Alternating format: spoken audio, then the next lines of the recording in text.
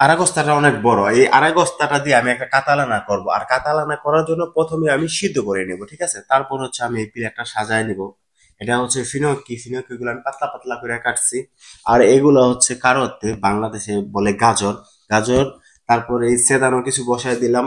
আর এগুলো হচ্ছে বেলগা, বেলগা গুলো বসায় দিলাম। আর এগুলো হচ্ছে টমাটো, চিনো ইতালিয়ান ভাষা বলে কামনে, পোমোদরিনি কামনে। তো কামনে গুলো আমি বসাই দিছি। এখন হচ্ছে আমি মাছটারে কাটবো। তো মাছটা দেখো অনেক বড় কিন্তু, হ্যাঁ।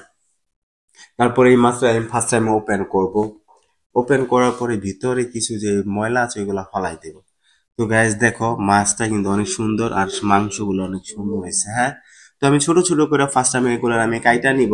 কাইটা নিয়ে তারপর আস্তে আস্তে এখানে বসায় দিব, ঠিক আছে, যতটুকু লাগে আর কি। যা যা লাগবে আমি সম্পূর্ণ বসায় দিছি। তো এই মাছটুকু কাইটা বসায় দিব এইখানে। ওকে। আমার কাটা প্রায় শেষ গ্যাস, এখন কিন্তু আমি মাছটার এই জায়গায় বসাইলাম। বসায় দিব সবগুলা যাতে যা আছে।